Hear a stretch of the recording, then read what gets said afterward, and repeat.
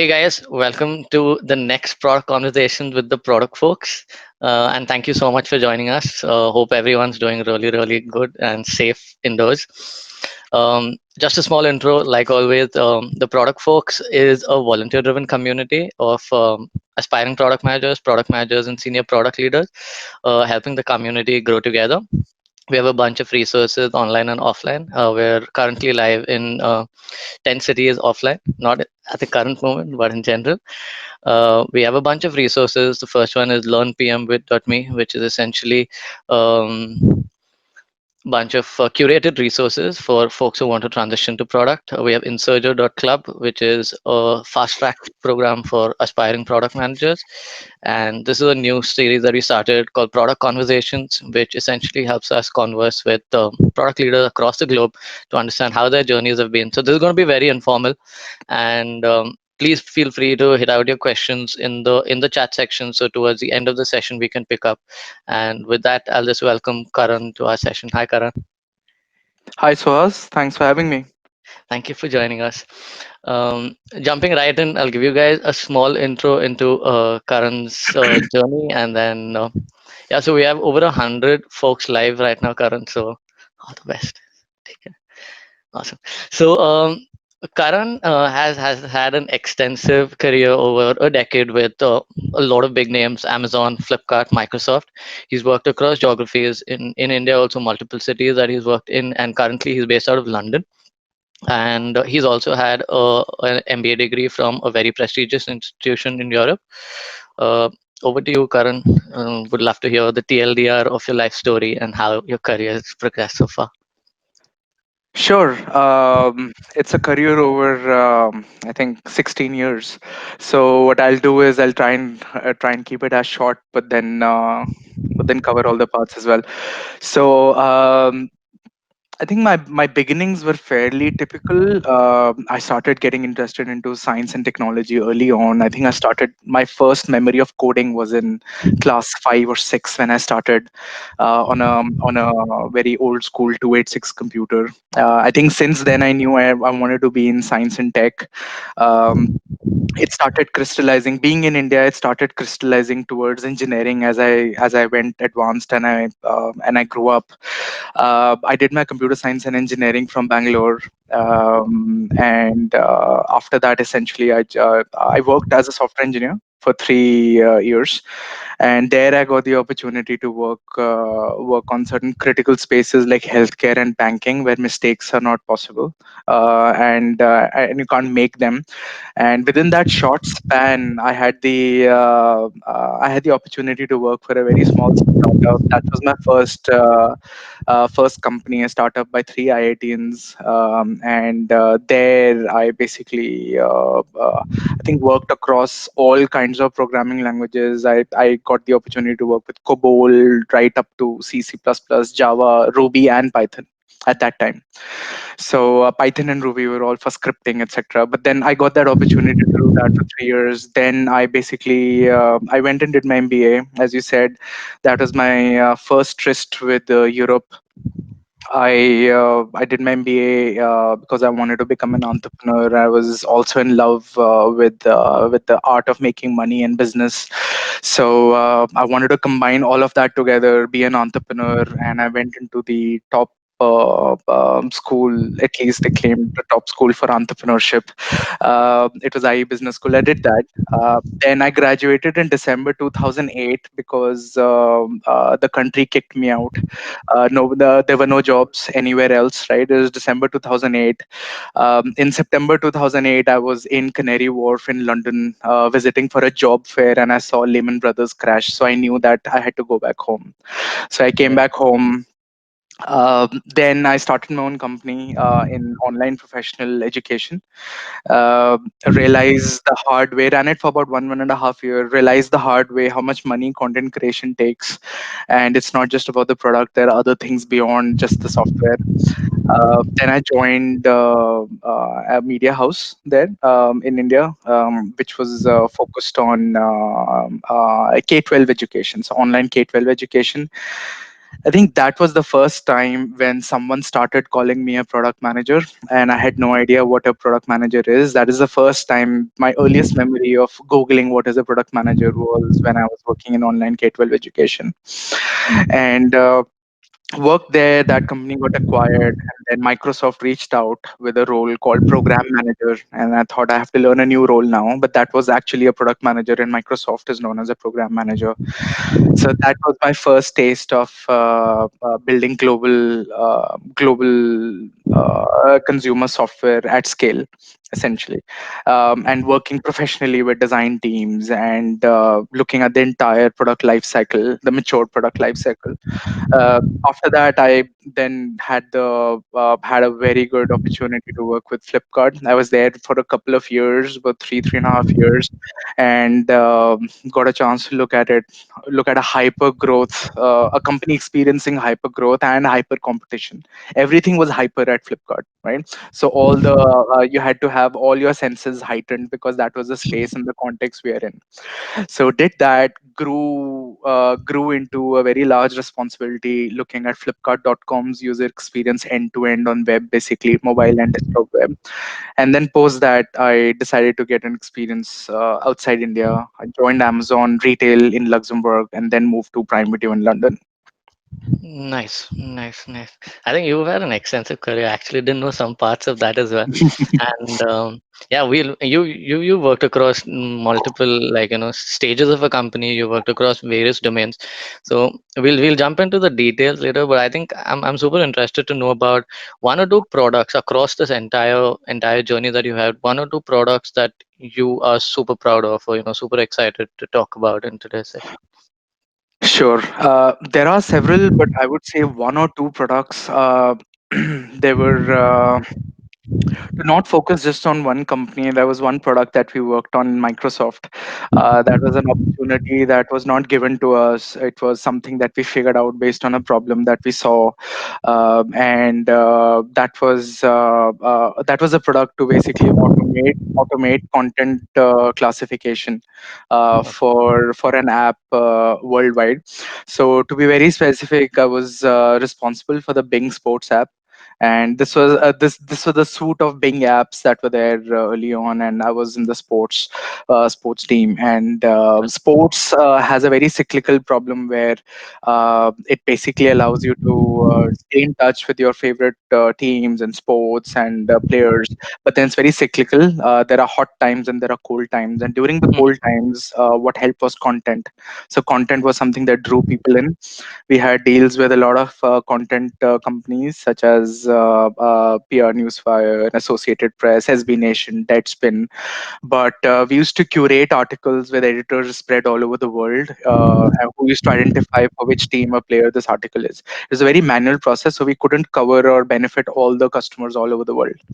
Right. And we basically brought in machine learning, and we created entity recognition and auto classifiers to make sure that the content was fully leveraged and we reached as many customers as possible. I think that was a step function product that really changed the game.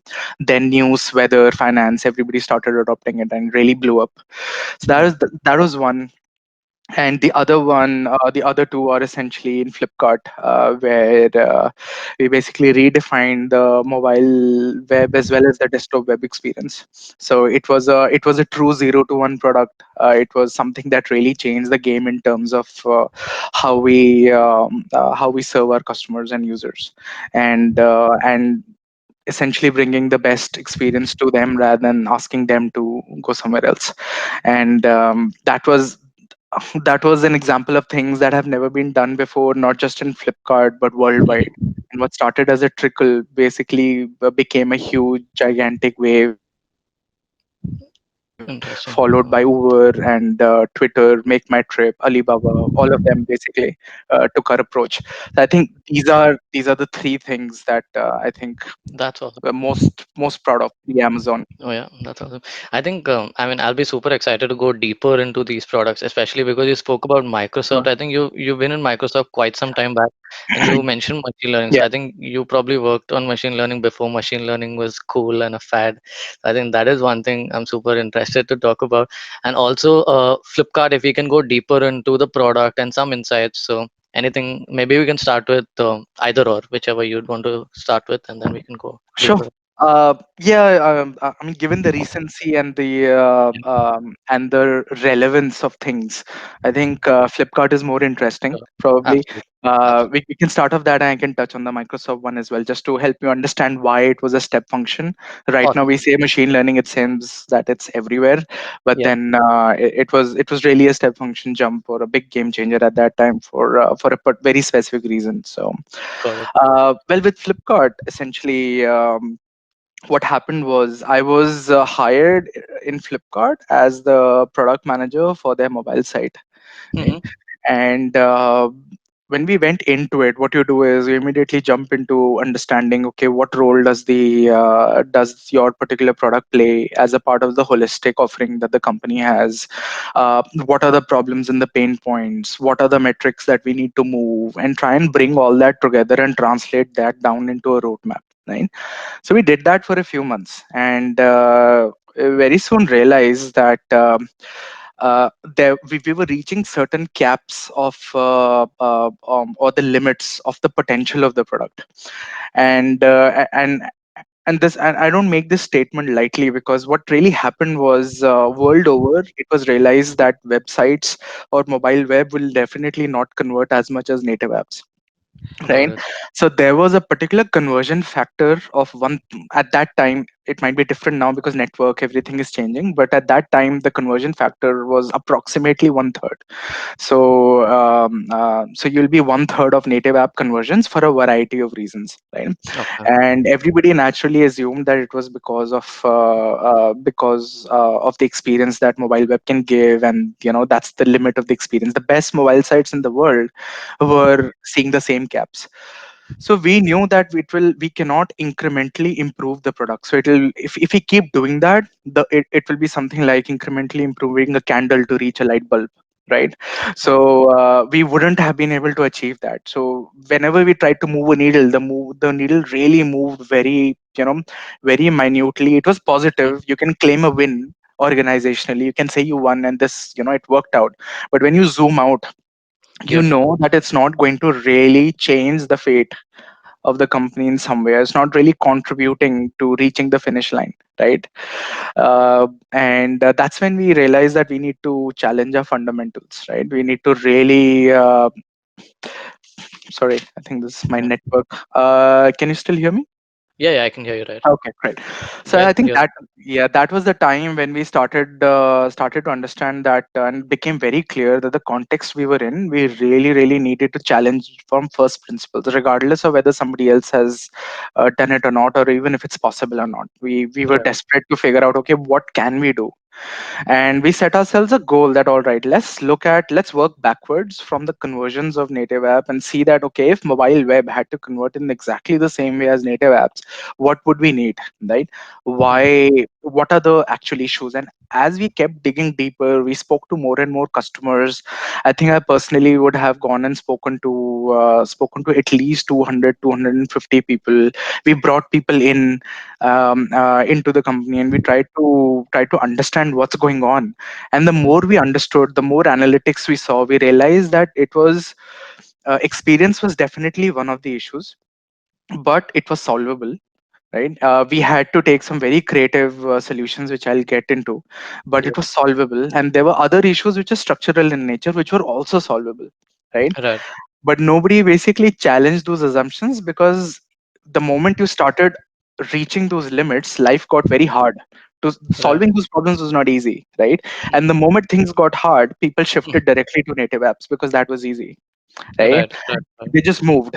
They didn't think that jump could be made, right? So we Right. tried to make that jump, right? So at that time we were at a place where we had to either massively succeed or massively fail, so we took the Mm-hmm. chance. And we realized that it was it was basically the experience that mobile web actually gives you. It was about the performance that you can achieve. It was about the smoothness of the UI, the transitions that you can get. It was also about familiarity and discoverability. Native apps live on your mobile phone, right? Every time, Yep. if your mobile phone is a highway that you cross 100 times a day, right, native apps are there always as a billboard, right, Yeah. staying there in front of you.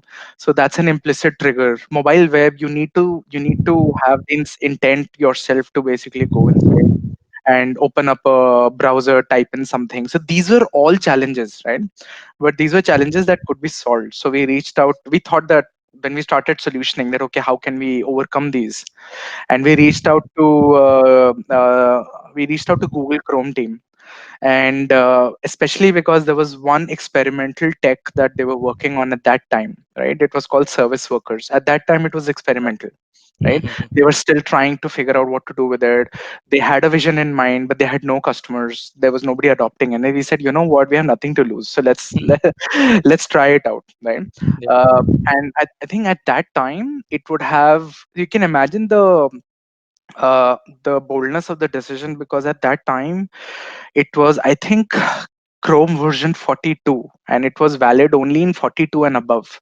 Service Okay. workers were available only in 40 days. I hope I'm not wrong, but it was some version. And that formed less than 5% of our entire customer base. Ah, So by no logical mean did it make sense for us to invest our entire energy on saying right. that, all right, let's not invest here, let's invest there. But we also knew that there are adoption curves, right? You will never be on 42, right? 42 will become 100% sooner or later. So whatever we do, we'll be working towards where the puck is going rather than where it is. Right. And that's what we did. And Google Chrome team was extremely helpful, and we both worked together and we created a product. We created a POC of Flipkart Lite. So I think those were the genesis. That was the genesis of Flipkart Lite. Um, it was an unfunded product at that time. So the strategy, what I was saying, was all in our heads, right? People on the floor. It was unfunded. There was no team who could work on it because the existing team had to work on the existing product, like classic innovator's dilemma, right? Yep. You cannot let go of your immediate product to focus on something new, which has no chance of succeeding, or at Right. least no clear chance of succeeding. You don't know whether it'll work or not. So we basically took a small guerrilla team who was interested in doing this. We created a POC, and the POC worked out. Whenever we showed it to people, they thought they were looking at a light mobile app rather than mobile web, and that's when we knew that we could change those perceptions. If all the professionals within Flipkart, they could not make out the difference, then I'm sure that the audience and customers out there would also not make out the difference. And that's exactly what we wanted, right? Right. If you Right. can't make out the difference, then that means that you will interact with it in the same way as you would have interacted with an app. And um, and that's what got our funding. And then we went into creating the MVP. And I think we took 45 days, and there were about 4 to 6 engineers who we had, and it was me and one designer. And we basically took 45 days to create a brand new mobile site. And we had to figure out what is our MVP. We could not build the entire e-commerce site in 45 days. That's impossible, Right. right? Yeah. Yeah. Building what we did in 45 days was also near impossible, but it's even more impossible to build everything together. Yeah. So then we built the minimum experience. If anybody remembers, if you Google Flipkart Lite early designs or something like Uh-huh. that, then you will see that there was only one search bar on the main screen, and that's it. All it did was allow you to search, and there were a Yep. few categories, and that's it. There was no home page per se. But then we launched it in Chrome Dev Summit, and that's when the team got funded, and then we started expanding the team, and then moved everybody over. Interesting. That's super interesting. And yeah, I mean, two questions that I have just off the top of my head here is, especially since when you're building like a 0 to 1 very early stage product with not too many players around the market that you can actually, look for reference, benchmark. So a lot of times, like you mentioned, unfunded product. How do you go about convincing your stakeholders, and how do you go about building, or essentially you don't really have an idea. At the end of the day, you keep pivoting, you learn from your customers, you learn, okay, this is exactly what we want. So how was that journey like for you? How did you go about, convincing? How did you go about building a team around this? How was that journey like? Yeah, that journey was probably the one of the most interesting learning experiences, precisely for the reasons that you just said, right? Something that does not exist requires a lot of investment before it can show promise. That's very hard, especially when it calls for killing your existing product that has been working for like 6 years, right? Yep. And if I squint my eyes, I would remember a lot of presentations, a lot of strategy documents trying to say that, all right, if we can bridge, these are the reasons what we have figured out, why mobile web does not convert as well or as much as we want to. Yep. And if we'll cover these reasons, and we'll solve these reasons with these solutions, right? If we do that, it's possible that the conversion goes this way, and that Hmm. will eventually contribute to X of bottom line, right? Yep. So Yep. it all comes down, I mean, the classic formula of profit equal to revenue minus cost remains true, and you break that down and see where you lie, right? And then you work your way back up, and that's what we did. But I would say all that helped, because you have to repeatedly call out the same things, you have to structure them differently, you have to understand which audience that you're talking to, different artifacts needed for those audience. But eventually, I think what clinched the deal was the POC. you had Interesting. you had to see it to believe it. See, the reason why people did not invest in mobile web is also the reason why nobody believed that it can be better, right? Hmm. It was, and I can understand, at that time there was no one in the world who had that kind of a mobile website, right? Hmm. It was, no one had it, right? So how would you believe that this is that, team of 2 3 people who are going to do what has never been done before? Hmm. And I think when we created the POC, and then we basically, had the icon on the home screen, it launched completely end to end with no browser.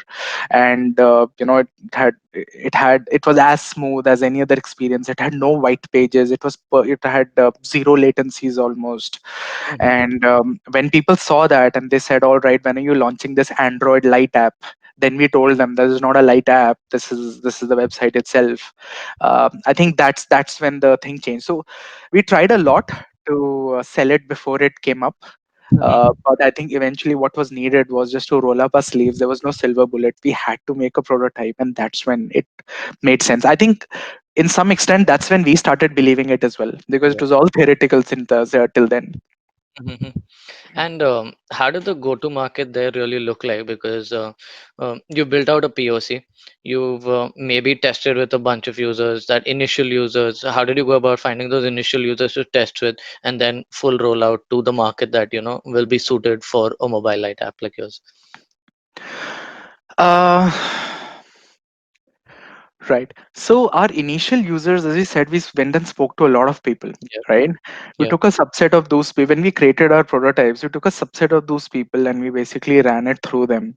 Hmm. And we looked for something very specific. So, as with any other user research, right? You don't ask, do you like the product, right? Yep. You Yep. ask them to do very specific things, right, on the product, without asking about what the product is like for them. And then you basically look at what they do, and that's as simple as it gets. And for us at this point, we were essentially looking at, you know do they not their bros, right? Are they excited, or are they not? We You had to sit like 4 feet away from them to understand, and to look at the expressions on their faces, right? And we also looked at the speed of completing the journey. So we Mhm. would have said, go and buy a mobile phone, right? Everybody were buying mobile phones at that time in India, right? This was the time when Redmi's were launching, and Xiaomi Right. was big, and it was that time when it had exclusive deals with Flipkart and things like that. So Mhm. everybody was buying one. So we would say that, and look at the journey. So that was one. The other thing was that, internally, we really didn't make something drastically different, right? It was a much better product, but the journey was still e-commerce, right? Yep. We didn't ask them to buy a product through voice, right? We didn't put them vr, we didn't give them VR goggles, or give them virtual reality solutions. It was still a product that they would that they can use for any other e-commerce purchase, right? Mm-hmm. But it was more psychological in nature as to the improvements that we made, right? And so it was pretty clear that this would be the future. So it wouldn't decide whether we should go down this route or not. It would decide whether we need to tweak it in some way or not. So those were the Yep. improvements that we're looking at. But we Yep. were very surprised with the results because we hardly got any issues, right? Uh-huh. So when we did that, we got those minor feedback, but we didn't get any sweeping issues saying that, oh, what is this? I don't get it. I want the Mm-hmm. old one back. Almost no one said that, which Nice. meant which sort of gave us a viewpoint that okay, we are going in the right direction.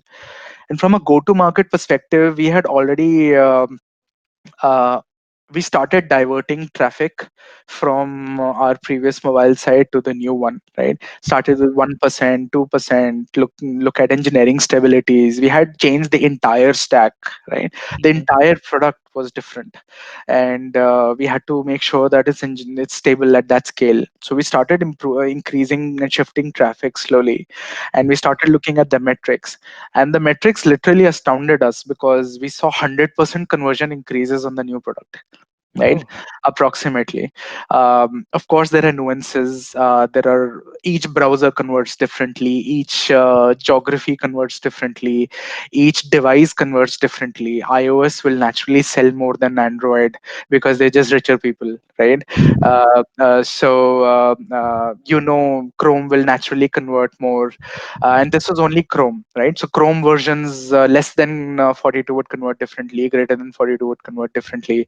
But then if you keep all that aside, in general, we saw massive increases in conversion rates. We saw massive as days went by. We saw massive increases in retention. People kept coming back, right, more often, right?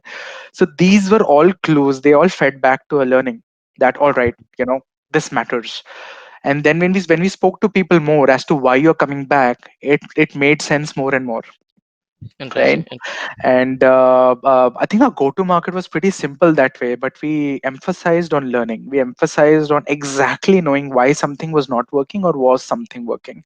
Usually what happens is if you're winning, you don't really try and figure out why you're winning, right? But in this case, and this became my philosophy for all products going forward, is that it's really important to understand why you're winning as well, because if it's a fluke, then you want to know the association that made it happen so that you Mm-hmm. can use it later. You need Right. compounded learnings. You need your team to build on top of it. But if you don't know the why, every time you have a hypothesis, it's brand new, right? Right. And Right. you want it never feeds back. You never build on top of it, never grows. Like imagine compound interest versus simple interest, right? Yep. What Yep. would you choose? So we went into the successes as well, and that's how we kept going forward. Nice. I think that's super important. I think that's a learning for me as well Yeah. in life. I mean, outside of products as well, we generally don't really, dig deeper into the wins, more on the losses. So yeah, Yeah. that's super interesting. So did you really have any success? I think in GTM it was probably easier for you, like you said, because you already have traffic somewhere. So some part of it comes here. But were there any real success metrics, failure metrics that you were plotting against, or was it just okay wins that you went on? What did that look like? Success Yeah, it metrics. was. Yeah, it was totally metric based. So in Flipkart, we always looked at. I mean, it was, and I think for any other product, right? It just makes sense that you always have identified your core metrics that you want to Mhm, improve, right? mhm, Now, I wouldn't say. I think there is this romantic notion of a North Star metric, which isn't really true, right? So it's very hard when you're basically selling everything to everybody. It's really hard to say this is that one thing that I will look at, right? But I would say our North Star metric for simplification was our benchmark was conversion, right? Mhm. So we wanted to know that out of 100 people who came to a site, how many customers did we make, right? How many people bought? That was Yep. definitely there. But then as we broke things down, we had individual metrics on how much is each category converting, right? What is our traffic looking like? What is our traffic acquisition split looking like? How is that each channel converting? We had to make sure that we're not harming any of our existing businesses. We had a very big Flipkart had a very big affiliate channel, associates Yep. and affiliate network. It had search engine traffic. All the traffic is not direct. It Yep. had search engine traffic, and now we were putting together a solution where the technology was drastically different. Are we penalizing Google's bot crawlers in some way? Are we coming in the way? Because that's something you cannot do, right? Yep. You cannot mess up the entire company search rankings just because you Yep. think you're building a new product. That's a constraint, right? That's the boundary condition. So we didn't want to do it. In fact, we wanted to help it grow even further. Nice. So there were all these metrics. There were essentially the revenue it's earning, the conversion, number of orders across each of the dimensions, channels, categories, geographies, devices, Mhm. uh, units per order. These were all our core e-commerce metrics, where we basically made sure we're not making any we're not creating any issues. And SEO is in particularly a hard thing, and we had special attention there, because any SEO, any problems that you create are one way doors, right? So those problems will immediately show up in your search rankings, and then it's not very easy to bring it back up, Yep. right? So we were squarely web has that responsibility, and that was also a very core metric. I'm talking about it because I think everybody's pretty clear about e-commerce metrics and how to break Oh them yes. down and Mhm. things like that. But we miss out on these other innate nuances. Secondary metric for sure, for sure. And quick question on that, since you mentioned, a lot of metrics that you're tracking. As a PM, was this something you did personally? Did you have a product analyst on your team who tracked it and gave you like a daily update? How was that at Flipkart specifically? Yeah, I think it's a very simple answer. Until we got funded, we did not have anybody. It was just me. The moment Mm-hmm. we did get funded, we had one person who was working with us part time. As we Yep. showed more success, investment increased, and we had more support. Okay, Yep. that's the reality. That's how it will be. You will Mm-hmm. you will, you will get as many resources as the success that you can show, right? Got got it. And we were just on that curve. But the good thing is that before funding, we could choose any tool we wanted because no one cared at that time, right? Yeah. Yeah. We were still figuring out what to do, so we chose anything we wanted. But Mm-hmm. as we grew into that product, then we went into more formal reporting mechanisms and all. And once the analytics team started supporting us, then we went really deep into conversion rate optimization, understanding every drop off, every conversion, and figuring out the why behind it. And I think that's when we really put fuel on the fire. It's a classic product market fit pre and post era, Nice. right? Nice. Yep. So fuel on fire after fit.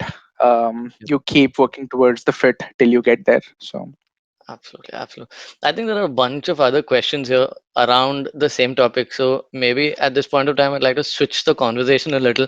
sure, We'll definitely come back to this conversation, bunch of questions towards the end. sure. So, um, um, given that we have a bunch of other questions, I'll just switch the conversation a little. Uh, how does a typical day for a PM look like at Flipkart, Microsoft, and your current role? And um, how does that evolve over time? Someone who just entered product to a mid, or once you move from an IC to a manager role, and then into a lead or a product head role. So how does that really shift in big companies? Right. I think there is nothing called a typical day in a product manager's life, right? Okay. The reason is, and I know that this might be a little counter to what people usually say, but that's what I believe, right? This is primarily because product manager's role is probably the only role that can't say that this is not my job, right? For anything, product managers own the outcome, right? Mhm. The outcome of the product itself, right? If it fails, it's you. If it succeeds, uh, it's your team, and it's also you, right? Mhm. So but if it fails, then it's certainly you. So you own the outcome, and which means that you have to do anything and everything it takes for the product to succeed. You cannot assume that anybody else will step in and figure this thing out for you. Oh, I don't own marketing, or I don't own, acquisition, or I don't own checkout payments. You have to make sure that everybody is contributing to making your product successful, and you line those resources up. So Mhm. given that, your day has a mixture of things, and across the product life cycle, all of that sort of shows up, Yep. right? And the idea is that from a life cycle perspective, you are at some point deciding what to build, right? Mhm. Then you are explaining why we should build this. Then you're explaining which one do you build first. Then you actually get to building some of those, right? Yep. Within that, you're defining the requirements, right? You're trying to go as detailed as possible so that engineers don't need to become mind readers, right? Mhm. Then you are actually helping them execute. Then after that, you are trying to figure out what kind of dashboards do you have, how do you measure post, how do you figure out instrumentation, how do you what kind of queries you need, whatever your company has to measure, and figure out the next iteration. So you're figuring out the next iteration. So while you're doing all of this, right, you'll always have about three or four products in parallel. Your entire day has hints of all of this, but the Mhm. proportion keeps changing based on the time of the year, based on the stage of the company, based on the product we are working on, based on how complex the product is, based on how big the product is, things like that, right? Yep. For example, at this stage right now, the end of the year is usually very busy for me, uh, Mhm. primarily because we're trying to figure out what to do next year, right? Right. And when Yep. you're responsible for a global app experience across all marketplaces, right, Mhm. for the entire planet, then that particular job becomes really hard, and you have to translate the entire company strategy down to your team and make Yep. sure your team understands, right, that why we are building something and which one should you build first and why, right? Yep. So end of the year, the proportion of planning increases. Middle of the year, there's a lot of definition. There's a lot of executing, right? Mhm. There's a Mhm. lot of working with other teams, trying to make sure that it's successful. There's a lot of risk reduction. Once you Yep. have the idea, then and what you need to do and the what and the why, then everything beyond that is about reducing risk. Right? How can you validate? How can you reduce risk? How can you foresee as many trip falls that you might have?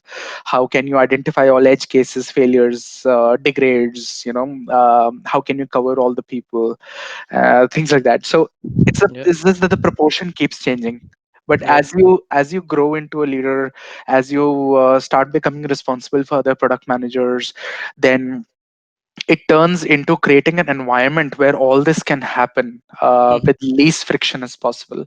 So when you hire great people, it will be about ensuring that they can fire as well as they can, right, on all cylinders. That you're removing obstacles every day. You're creating incentive structures so that without saying anything, the right behaviors are encouraged, right? Everybody understands your company's vision, and if your company is as big as Flipkart or even bigger like Amazon worldwide, then that really becomes essential that people understand, right? Mhm. Because then burnout sets in, and burnout is not just about the time you spend. Burnout usually happens when you don't feel that your work matters, and you have to continuously work on it, right? That's where a product leader start putting um, you know start putting that effort in, and has Yep. to make sure that at least that's not the problem. So if everybody wants to do good work, you just have to make sure that nothing else comes in the way, and that becomes your priority, right? Right. So yeah, I think eventually it just results in the goal is to make sure your product succeeds, right? Yep. And the goal is to make sure that your company moves forward and your customers get as much value as they can get, right? Mhm. But Yep. the levels that you work on start changing. Absolutely, absolutely. One point there is, since you mentioned failure and success as a product manager, success is everybody's, but failure comes back on you. So, as a product manager, how do you deal with that fear of failure? Because you are, and at the end of the day, you are responsible for it. So, how do you keep that in mind, especially when you're working around products that are 0 to 1, that are novel in some way? So, there is a greater risk, greater chance of failing as well. So, how do you deal with that? Well, the first thing is to understand that failure has to happen, right? If you're always succeeding, either you are the biggest genius this world has ever seen, and or you're being too safe, right? Yeah, yeah, It's very easy to always succeed. It's not very hard, right? You can always keep succeeding by doing simple stuff, right? But if you're building these, as you said, 0 to 1 projects, you have to ensure that everybody understands that it's a bet. You have to think in bets, right? There's actually a very good book. Saying those words reminded me. There's actually a very good book called Thinking in Bets. I suggest everybody yeah. reading it, but it's actually you have to make sure that you're basically betting on a particular product or a feature, Mhm. and what you have to do is increase your chances of that bet. So first thing is to understand failure happens. Second is to make sure everybody around you and above you and on the side and below understand that this is true, right? So that they're not under any conceived notion that you're going to always win, right? Right. The third is that you continuously reduce risk of failure. It's possible, right? So you have to spend a lot of time sharpening the axe than actually cutting the tree, right? Mhm. So you have to make sure you have that balance between prepping and reducing risk to actually shipping out, right? Sometimes shipping very fast can look intensely agile and very, a lot of speed, but Mhm. what matters is speed in the right direction, right? So Right. you have to put in that effort early on. And probably the last thing is, when you fail, you have to make sure that you make that failure count, right? You have to make sure you understand why you failed, which assumption didn't work out. Are you early, are you late, were you incorrect? And Mhm. then you make sure the entire team gets it, so that your next product, right, can incorporate that learning. So Okay. what you need to do is continuously increase your win rate, right? Is the number of attempts that win, right? Yep. uh, Failure will happen, but it's also possible to set an environment where you continuously win more often, and that can only happen when you keep building on top of your learnings. Mhm. you know you create the right artifacts, you create the right environment, you create the right discussions, right? Right. For example, a very easy tell to understand if a team is building on learnings or not is to understand, when you launch a particular feature, does the engineering, design, analytics, and product team sit together and analyze the results, or is it just the lone PM sitting on a desk trying to figure out? Mhm. Right?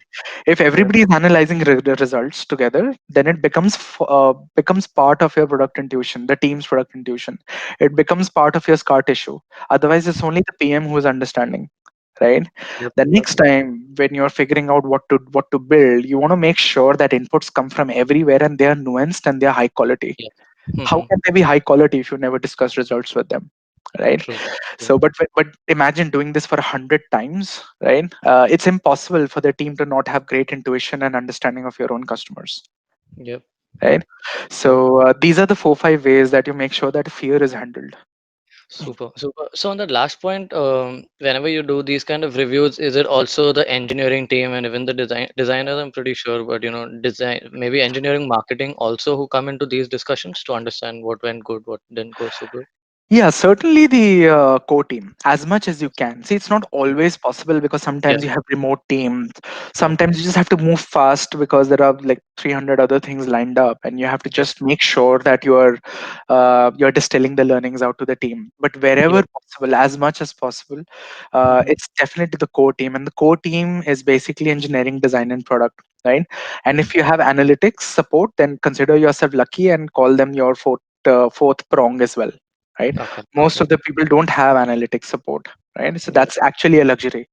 So if you Mhm. have it, then them as well. Yeah, for and sure. and then just make sure that the larger team, the adjacent team, marketing, as you said, everybody understands your learnings, that these learnings are written down and they're not lost. There is a decent retrospective, and they understand the iteration as well, right? Absolutely. So as far as possible, all together. Yep, for sure. Um, yeah, for sure. I think thanks for sharing that. That was insightful. Sure. Switching gears a little bit, especially I want to discuss about the ecosystems. You worked across giants in India and now multiple places, Europe, Luxembourg, and now London. So, how does this ecosystem difference really play out? What are some good things that probably you can pick from the Indian ecosystem? What are some good things that you learn here? Any learning that we can share across? Um, from an ecosystem perspective, I would say that the learnings are not. Um, well, let's split it into this way, right? The way to the differences that I see, and the way to see it is probably um, an understanding the kind of products and features that you build, right? What kind of customers are you building it for, right? And how you actually build those products. And I'll just quickly explain these with some Yeah, examples. So when you say yeah, product, there are different kinds of vectors that you look at, right? So in India, you have to figure out about, and all these things that I'm saying are sweeping sentences, like they have nuances. When you drill yep, down, when you segment, it breaks up into 50 different segments, right? But in India, you have to think about what are the network conditions. You have to understand that there are flaky networks. It will happen. It's not going to be stable. You mhm, have to understand that the devices that people have are different. The way they use desktop and mobile phones are different. yep, Between devices there are differences. Devices can be low powered, right? You have to understand that browser split is different. You cannot just think Chrome, right? You have to understand there's something called Opera Mini and UC browser also, which is yep, very widespread, right? Half of the things don't work on those browsers, right? So yeah, so those are your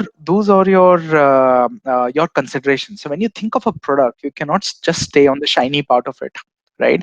yep, You have to understand and drill deep and make sure that all these other conditions are met as well, right? But when you come to Europe, and mind you, when I say Europe, I have actually worked with only one company in Europe, right? yeah, sure, So I have worked in different parts of those companies, but then one company. I'm sure things are different for smaller firms as well. But in general, from an yep, external perspective, um, you have more stability in everything, right? mhm, Your networks are more stable. Yes, they keep flipping flopping from 4G to 3G to 2G. It does happen, but it won't happen as often. Even mhm, if it happens, you probably might not go offline within a city, right? mhm, So it's everything is more stable. Your device split is more stable, right? I am sure you won't find. I mean, when we launched, I remember that I bought a Redmi 1S for myself to be representative of the customer, and I used that as my core device, and I could not do more than two things at a time on that device. Right, those low-powered devices you won't find in Europe, at least to that extent. It's all proportions, right? yep, Your browsers will be pretty stable. Firefox and Chrome will cover most of everything, right? And Safari, of course. So that stability allows you to think about making the product itself larger, mhm, right? And gives you the mind space. You have to balance. So that's on the product side of things. On the customer side of things, it gets a little more nuanced. Obviously, there are differences in education level, right? But the first 50 million customers in India are probably as or more educated than the customers in Europe, right? mhm, mhm, So that difference is not that high. But I would say that from a customer level, it's basically the psychology of customers, right? An example is there is more going on in people's lives in India, right? mhm, You have to think about the electricity, you have to pay your bills, right? You have to stand in line for 2 hours to get your Aadhaar card. You have issues.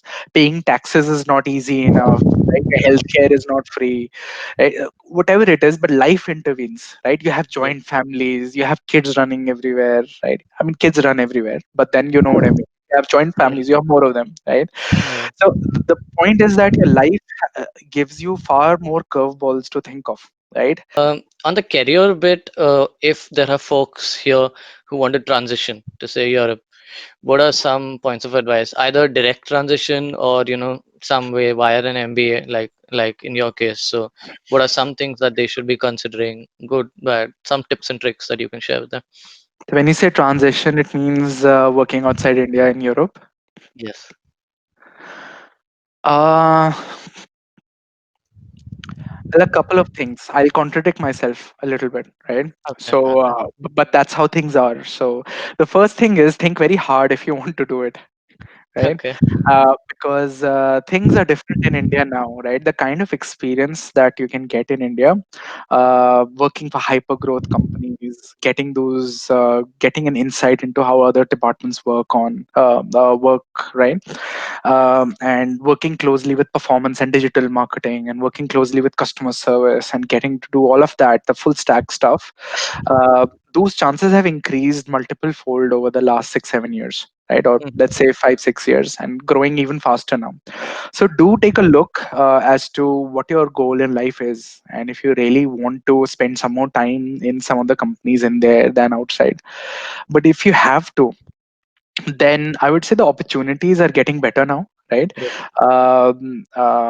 Several companies are basically looking for PMs from outside Europe. They're looking for PMs in India, and I would say the prime criteria that we look at when we are trying to get somebody in, and Mhm. which makes us look at the relocation costs and the costs of bringing somebody from outside and the time, etc., less, is the scar tissue that those people have, right? And this, Yep. how much experience do you have in rolling up your sleeves, delivering products, and how much do you understand about what it takes for products to succeed? Right, building great products is really hard, and it's hard because of the kind of variables that you need to optimize for. Right, Right. and how much can you look around the edges and the bends to figure out things that can trip the product up. So try and get a lot of that experience in, right? And make Mhm. sure make sure that you are talking about it on your LinkedIn profile. Make sure that you talk about it in your CV. Bring everything down to numbers. Figure out how you can translate your work into numbers and the impact that you actually created, right? Yep. I think that those will be the biggest things. So this will at least make you attractive, right? Mhm. For people outside, for companies outside. Yep. This Yep. does not mean that you would automatically be flown in, right? Yeah. Yeah. But it at least satisfies the basic criteria, right? Yeah. So you need to make sure. I mean, something that a term that I learned from Seth Godin a long Mhm. time ago is, and which has stuck with me ever since, is the difference between makers and framers, right? Yep. There are framers who can frame a problem really really well, right? They'll break it down, it'll be amazing, right? But they're not makers, right? You Mhm. ask them to deliver, and then they'll get stuck into problems. Yep. uh, Fortunately or unfortunately for product managers, you need to be a great combination of both, Yep. right? Mostly people focus on the framing part of it. Try Mhm. and focus on the making part of it as well. Get as much of that under your belt, and then Mhm. that will make you attractive. And then reach out to companies. Then, of course, don't wait and watch if they're not coming in. Reach out, make your point. Reach out to people on LinkedIn. Mhm. Understand from the employees and hiring managers as to what they look for in people, right? Mhm. And figure that out. And sometimes also look at the policies of the companies. When you're reaching out to people informally, ask them if they actually hire from outside, Yep. because if the policy does not exist that we are open for relocation and international candidates, Yep. then I think it'll be far more probable that they'll just change the rule for you. Hmm. Right? There are other larger things at play. So Hmm. to optimize your time, figure out who is looking for people, right? Up. Yep.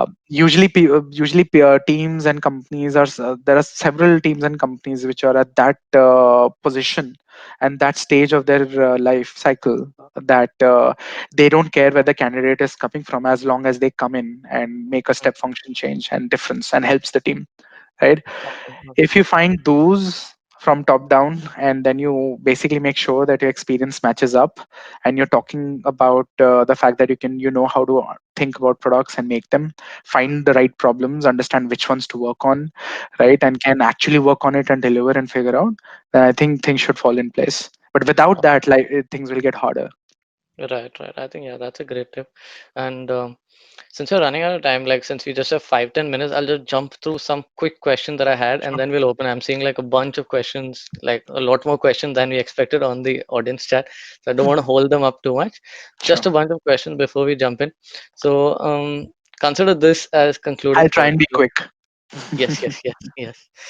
Uh, so, quick question: what is your deal breaker, or what are your top skills that you look for when you're hiring a product manager at Amazon or Flipkart or Microsoft? Two deal breakers or one deal breaker. Say two candidates with very similar profiles, very similar interview experience. I think the two deal breakers is there are a lot of vectors that we look at people, right? So product management is that kind of a role. There are several vectors, but two deal breakers would be one, the ability to dissect problems, right, and to dissect products into their individual parts, Mm-hmm. right? How do you disintegrate it, and how do you put them back together in a way that's more valuable than before, right? Nice. Yep. I think thinking things through and going really, really deep and going right down to the wire of execution, and then being able to come right back up without getting lost in the details. I Mm-hmm. think that kind of thinking is super important to me personally, because Nice. we have to do that, or product managers have to do that every day, multiple times a day. At one Mm-hmm. point, you'll be talking about problems, another point, you'll be talking about extreme, minute execution details, and then going right back up and then right back in again. Yep. Right. So you should be able to have your legs in both the boats, and it requires certain mental horsepower to do that. And you want people who are critically able to think that way. Mm-hmm. Uh, the second thing is that is just the jerk test, right? I don't, you work in a team. Yep. You have to work with a lot of engineers, a lot of designers. Hardly anyone, or maybe no one, reports to you, right? You will have just a little bit of authority. It's a myth that product managers don't have any authority, and it's Mm-hmm. all influence, but it's definitely 80/20. You have a little bit of authority. You own your roadmap, after all. How can you have no Yep. authority at all? But Yep. then you also don't have people reporting up to you if you're an IC, right? So you Mm-hmm. have to you have to be somebody who should be able to clearly articulate a problem, earn trust with your team, right? Yep. And they should Yep. be able to trust you. So you cannot be a lone aberrant wolf. You need to make sure that you're somebody who is human and who can Yep. inject themselves in a team, become part of it, understand things from their perspective, and give them your perspective, and then come up with something that works for everybody else. You need to be able to work within several people who don't need to work with you, Wait first. right? Yeah, absolutely, absolutely. Yeah, thanks for that. Next one will help us bust one more myth. MBAs for product managers, or do product managers need to know coding? Two questions, but help us bust both these myths. Um, no, I don't think product managers need MBA. So, actually, there are no specific formal skills or degrees that product managers actually need. But those Mm-hmm. formal skills from decent places help, right? Credential, right? Yeah, it helps. The credential itself doesn't help, but Mm-hmm. what you learn within them does help. But then it's not needed, right? And there are other ways to supplement it, right? Right, So right. if you're building products for a couple of years, right, people will not remember that you have an MBA or not. It doesn't matter, right? All that will matter is what kind of products you built, and did you understand what it's Got it, doing to got your it. overall Yep. company, and do you understand the business, right? So I personally do not look at Mm-hmm. any MBA credentials. I don't search for it, right? uh, do product managers Mm-hmm. need to code? No, I don't think so. They don't need to code. Product managers almost never have to code, right? Uh, but again, what's also true, the dichotomy is that as much as you can understand what an engineer is talking about, and if you can have a healthy Mm-hmm. conversation on the good ways or the bad ways, or what's coming in their way, why things are slower or faster and things like that, then Mm-hmm. that helps you, right? Now, Got it. if I was a developer in my life and somebody's talking about, say, unit testing, I get it, Yep. right? I Yep. understand what that person is saying, right? But that does not mean that you needed to have done it before. All you need to make Right. sure is that you're willing to learn. The moment, every time you hear something like this, dig deeper and Right. understand what role it's playing. Yep. So get as close to an engineer's language as possible, and that can happen individually. Sit, learn, listen to talks, talk to engineers. Your engineers have one-to-ones, right? It's possible. You can Yep. supplement it. You don't need a formal degree, when you Yep. certainly don't need to code. Okay. You just Got need it. to understand. You just need to be able to speak the same language. Absolutely. Absolutely. Yeah. Thanks for helping us with that. Next one is what are your favorite startups or products from the Indian ecosystem? If you're following the Indian ecosystem, some lesson on what are you excited about? Um, I certainly hope that I can follow the Indian ecosystem as in the future as much as I would want to. Right, my job keeps me busy. Mm-hmm. So, but some products that I have that I obviously enjoy are certain established ones as well, established companies as well. Right, Mm-hmm. I love the work that Swiggy does. I enjoy the creativity and innovation that comes out of Ola. Right, Mm-hmm. they really push the boundaries. Of course, Flipkart, I'll always be a fan. Mm-hmm. So, but other companies like Khata Book is something that I'm really impressed with. Right. Mm-hmm. So, yeah, there might be a few more, but then it's just these are some good ones. Awesome, awesome. Um, Another one is a little cliche, but what is one thing that you wish, if you were starting over again, what is one thing that you might do differently, or what is one thing you wish you knew when you started off? I would so two things. Right. One thing is that I really wish that I would have learned how not to avoid hard conversations Mm-hmm. early on.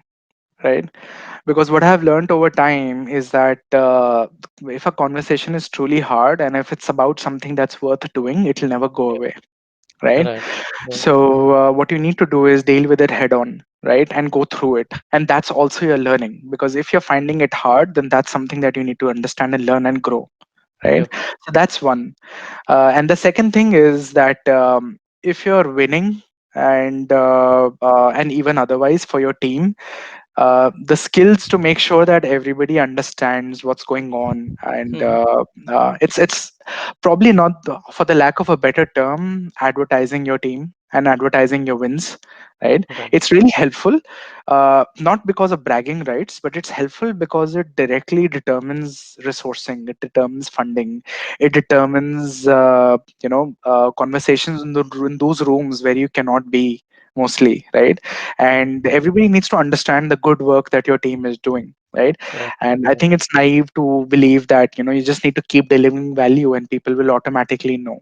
I don't think that assumption is good. In some places great leaders all automatically know, but Mm-hmm. assuming that everybody is a great leader is probably something not, or everybody has just one job to figure out what you're doing, is Yep. probably not right. Make sure that you go out there, you talk about things. So hard Okay. conversations and talking about your team's wins and strengths, I think that's super important. Again, it gives compound interest. Yeah, absolutely, absolutely. Thanks for sharing that. Sure. Last two questions from my side.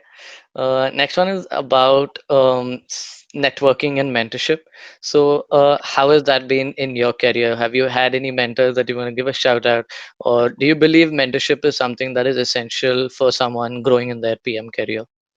If you have any anecdotes or anything that inspired you, feel free to share that as well. Sure. I think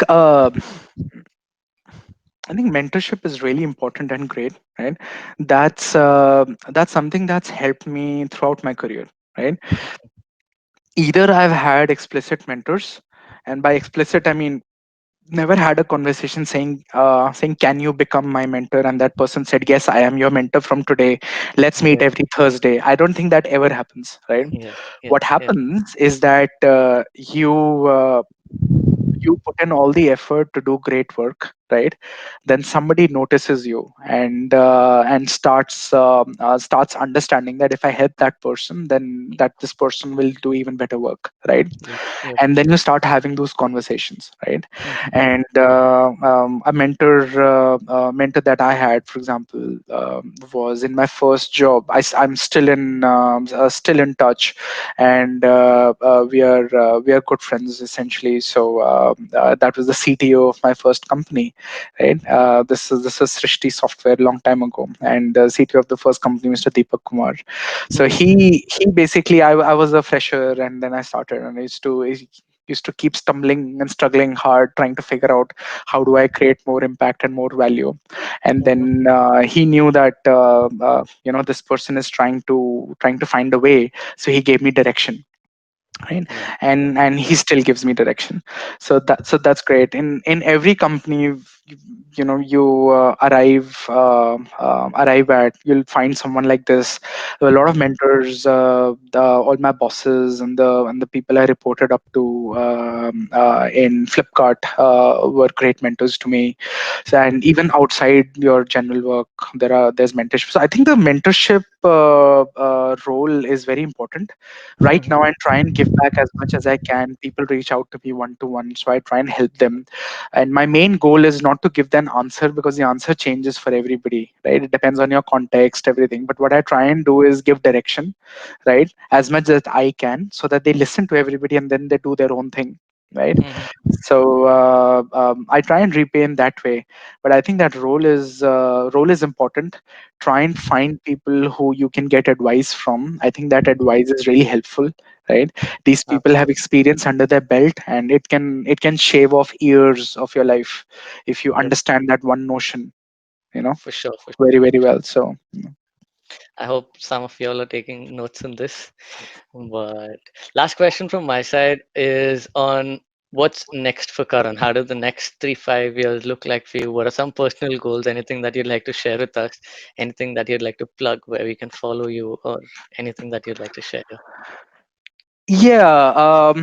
So I'm a builder at heart, right? So I've always been building things, and I will continue building those. I just hope that, and I keep gravitating towards bigger and larger problems, right? Mhm. If they don't exist, I somehow create one, right? And I try and find one. Nice. Flipkart Lite was one of those. Nobody asked us to do that, right? The whole desktop redesign was one of those, which we did in Flipkart. So Yep. but I would say that yeah, I would continue being a builder. I don't think I'll transition out that way, right? Mhm. And folks can reach me on Twitter and on LinkedIn. My name is pretty unique, so thankfully to my parents. Yep. So there is only one Karan Peri, so it's very easy to find, right? So you can always find me there. And Yep. yeah, at this time, I'm enjoying building video products for audiences around the world. These are strange times now over the last few Yep. months, right? Yep. So I think I'll continue making, essentially. Yeah, Aw- hopefully Awesome. larger, bigger things. Awesome. Thanks so much for sharing. And guys, definitely follow him. And that's how actually Karan and me connected as well. So if you aren't already following him, definitely reach out to him. DMs are open as well. So, Karan, I think we have about 21 minutes left in this session, and we have a bunch of questions out here. In case you guys haven't put out, please feel free to add your questions. I'm jumping to the questions tab and starting from the beginning. Karan, one interesting question that I came across is from Shruti. So, what is a bad product day at your company like? Like, what all can go wrong, and how do you foresee or mitigate this? I think this is somewhere in line with what I wanted to ask, but I think this is super interesting. So it's like, what does a bad product day look like, in the sense, Yes, what exactly. do I call as bad? Yep, yep, yep. Um, I think a bad product day is when we discover that we over-indexed on a problem that was not much of a problem, right? So whenever you arrive at a particular problem statement and you think that this needs to be solved for, or this is a big opportunity or a pain point, and you start making progress on it, tangible progress, and then you Yep. realize later that this might not be that potent, I think that's Mhm. a bad day, right? Where Got it. you've spent and invested energy and effort, not just yours, your teams, and then you realize that this is probably not the direction. The Mhm. sooner you change that direction, the better.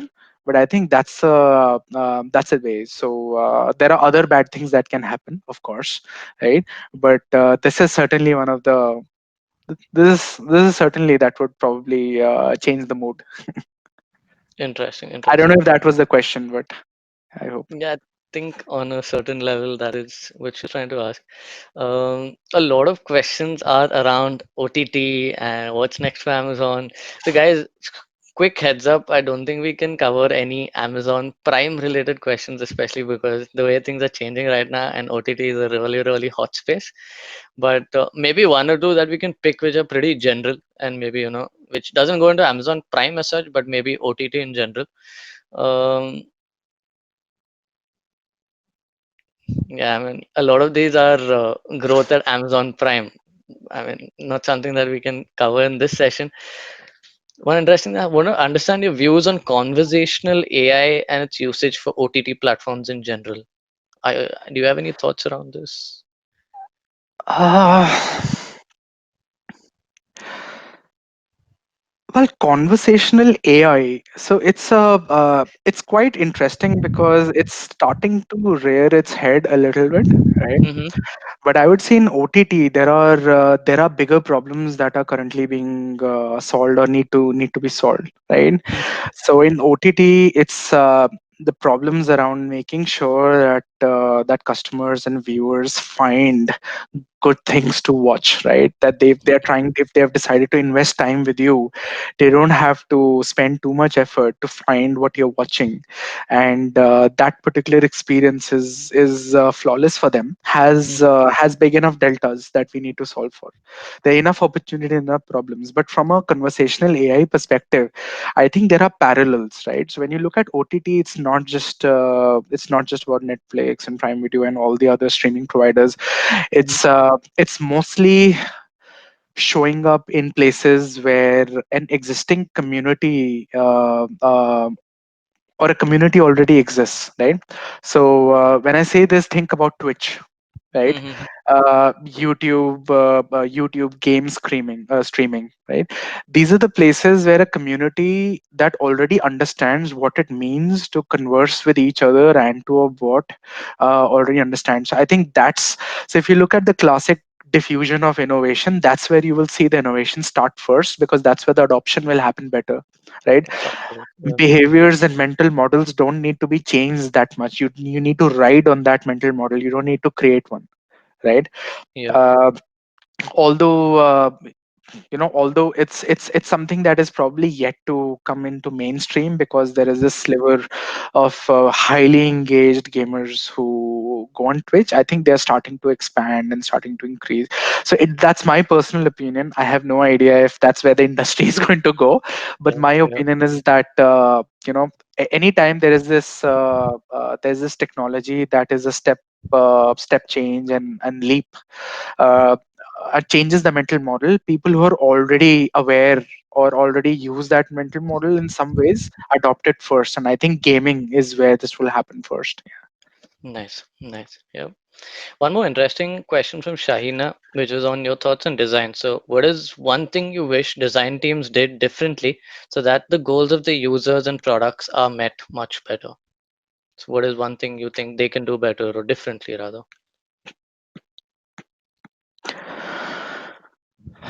I would probably take examples of or probably take learnings from product from design teams that I've worked with before, right? Mhm. Because I've worked with all kinds, at least up until now.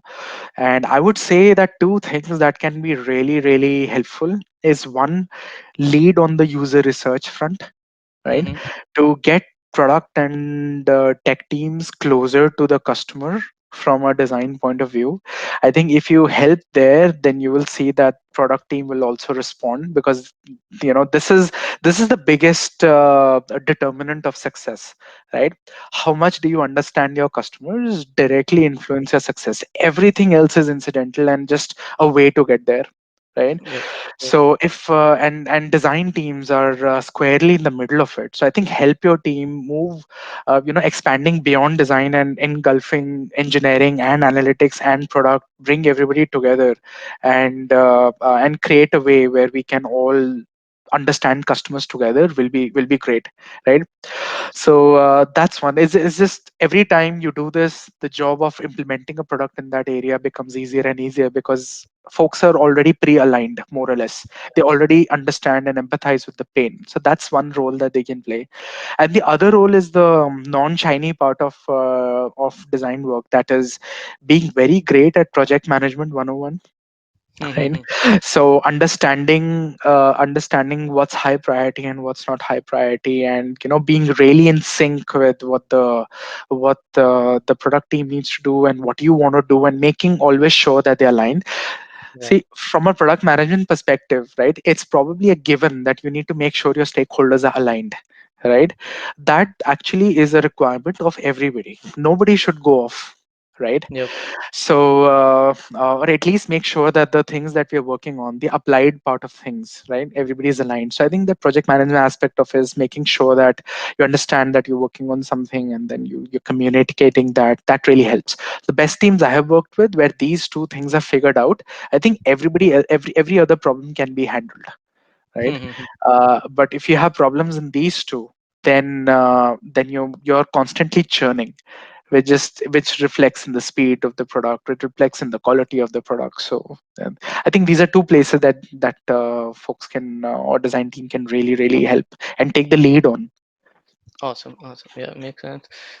Similar to the point that you mentioned, I think Madhulika asked, what are some tips to manage expectations of the team when the product gets killed, and especially how do you manage, like, overselling and under delivering? You don't want to be in that position. So how do you set the expectations right from the beginning? Or you undersell and over deliver. You So don't want to be doing that. you want to undersell and over deliver, right? No, no, no. Undersell and over deliver. Oh, yes, yes, yes. I'm Yes, so sorry. right. Yeah, exactly, exactly. So you flip that around. Yes, So yes. but yeah, I think I understand the question. I think it goes back to what we spoke about in terms of failure, right? Hmm. The failure, so you just need to make sure that the team understands the game that they're playing, right? So Yep. if you're in banking, right, say you're making great banking products, you know that you cannot continuously fail on things like privacy and stability and things like that, right? If you're on consumer products and if you're in an industry where you can fail and learn more often, then make sure your team understands the game they're in, that they're Hmm. not in the game of continuously trying to feel great through a win. You have to feel great through a failure as well, right? And to understand why you have failed, right? I think being close to your engineering team, explaining these motivations of what is an idea that's swinging for the fences, and what is an idea that is just incrementally solving for a very clear break in the product, right? Hmm. If they understand these differences in the buckets, Yeah. then I think they will get it. If your experiments fail, and Yep. if your safe bets are always winning, so they'll get it. I think this is where the human part comes in, that always make sure that you have things, you know written down. You are constantly communicating, and your team understands that this is a bet. The thinking and Hmm. bet thing always comes up, right? Right. High confidence is something, high confidence is something low confidence. Talk about these things with your team. Hmm. Make sure that they understand, right, that what are they trying to do here, or what are they trying to achieve here. I think usually when a surprise sets in, when you what is the definition of a surprise, you didn't expect it, right? Yep. So make sure they expect it. Make sure they expect all possibilities. Yep. Yep. Yep. Makes sense. Probably last two questions that we can take on this session. One of them is from Ashish. Beyond the learning on the job, how do you keep up your learning up to date with the latest developments with respect to tech, startup, products, given the speed at which everything is changing right now? Sure. Yeah, I think this is a very this is a good question because this is something which is key to product managers, right? Uh, Product managers and they have to be good at so many levels, from Mm, identifying problems to understanding behavioral psychology as to how human beings think, to mm, figuring out what are the good ways of executing on a product, to understanding prioritization, to understanding where the industry is moving, new technologies that you can take advantage of, things like that. mm. That you constantly have to be on a learning, you're always on a learning curve, right? Yep, And the moment you think now I know something, that means you're doing something wrong, because that's not possible. That's not an it's not an end state, it's a constantly moving goal, right? yep, And I think the way I do it is I've always been a voracious reader, so I read a lot. I try yep, and read on different topics. So whether it's behavioral psychology, or whether it's venture capital, or whether it's delivering products, or whether it's about business, or it's about autobiographies about how other people have done. I try and read across subjects, so that eventually product is also about innovation. Innovation is not invention, but it's taking existing components, finding connections between them, and rearranging them in a new way, right? And you can rearrange components only when you know that the components exist, and that's why you have to read and know about different things, right? So once you start doing that, and once you start building projects, your brain will automatically start connecting the points. I think it'll come naturally. So the first yep. step is to diversify your reading. I listen to since I moved to London, Bangalore was another that stage. But once since I moved to London, there's a lot of travel time, so I listen to a lot of podcasts. Right. There are. I think I tweeted about the podcast that I listened to some a while back. Maybe I'll just retweet them so that it bumps up. But Mhm, some of the podcasts that I listen to are about tech, other are about design. There's about behavioral psychology. The other is about creativity in general. mhm, I these days, over a year ago, I also try and understand how creatives and showrunners build shows and movies, yeah, so that I understand the entire value chain of what I'm building for. So yeah, got reading a lot, seek out those sources, and make and align your Twitter feed in a way that you follow the right set of people that you want to learn it, from, right? got it, got it, got And it. chalk out time, right? Yep, Otherwise, in product manager, you usually don't get time to read a lot, but you have to yep, make time. yep. I think that's the key. Yep. Yep. So, guys, one more important point. Like, I'm a huge believer of Twitter as well. So, now that Karan's saying it, definitely, if you aren't active on Twitter, go curate that feed. So, yeah, last question. I think we didn't want to really touch upon the entire COVID situation, but two of them have mentioned this. So, last questions on this. Uh, while also giving the disclaimer that no one really knows what things are going to happen, but so someone's asking, Sandeep and Ankit both together are asking, around the current situation that we're seeing, how do we go about, how does this impact the role of a PM, and how does one distinguish, what are the situations where one can control, what is in our control while hiring PMs? While hiring PMs. So the second question is, every failure is a product manager's. Is there any situation where it is out of control, and how do we distinguish this while hiring PMs? So the current Okay. scenario, yeah, I Okay. think I misread that. Yeah. Yeah. On the current scenario part of it, I think it impacts the role of a PM in very interesting ways, and that's good because there's a chance to build your skills in that area as well. I think you need to really double down on your writing skills. Right, Hmm. it really matters. So especially when all the team members and everybody's remote, right? It Yep. really matters. So I would say that go back to Amazon has a lot of good material out there on why writing is important, right? You can read up on why that's important, but that's sort of amplified now. So to Hmm. align teams as everybody is remote, you need to write down a lot. You need to write Right. down the why behind something. You need to write down alternatives. You need to write down what you prefer. You need to write down your research. So those Hmm. verbal conversations which you would naturally have in a small office, bumping into people over the vending machine or the water cooler, won't happen anymore, right? Hmm. So as many Zoom calls that you can set up without agendas, you will still not get that serendipitous boost. So I think writing down skills and making sure that you can be really crystal clear on in your written word, I think that's good. So this is a good time to improve your skills in that area. So that's one. And the other is that some of the best PMs that I've seen are basically, are always talking to their teams uh, about those 0 to 1 changes that can happen, right? So when you're really efficient and when you're very tactical, then you talk about very small incremental things, right? You talk about your roadmap, you talk about what you're doing next, etc. But then there are other things which don't make it to a roadmap, which require serendipitous conversations, right? Right. I would say find ways to. I think that has really reduced. So find ways to go and talk to your design team and your engineering team, right? Don't worry about if they are thinking the same way, right? Take the first step, reach out, talk about general stuff, and make sure that that thing doesn't get lost. Because if that gets lost, then you're always efficient, right? And efficiency sometimes comes in the way of creativity, and you need creativity as well, right? So we are very good at replacing efficiency with remote tools and all that, right? How are you going to do that for the longer term things? For sure. Yeah, that's a great point. I think that's an amazing point.